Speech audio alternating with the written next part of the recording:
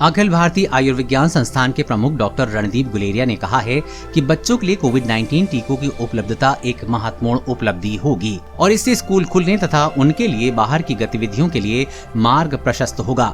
उन्होंने कहा कि भारत बायोटेक के टीका कोवैक्सीन के 2 से 18 साल आयु वर्ग के बच्चों पर किए गए दूसरे और तीसरे चरण के परीक्षण के आंकड़ों के सितंबर तक आने की उम्मीद है।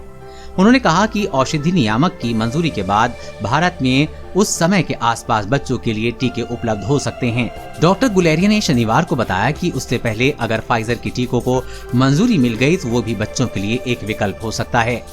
सरकार के एक वरिष्ठ अधिकारी के मुताबिक दवा निर्माता कंपनी जाइडस कैडिला की भी भारत के औषधि महानियंत्रण के समक्ष अपने कोविड-19 रोधी टीके जाइकोव डी के आपातकालीन इस्तेमाल की मंजूरी के लिए आवेदन किए जाने की उम्मीद है।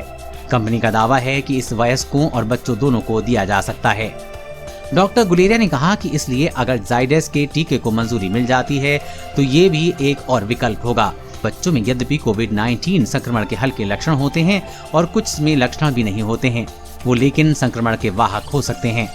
बीते 1.5 साल में कोविड-19 महामारी के कारण पढ़ाई में हुए व्यापक नुकसान का हवाला देते हुए एम्स प्रमुख ने कहा कि स्कूलों को फिर से खोलना होगा और टीकाकरण इससे महत्वपूर्ण भूमिका निभा सकता है।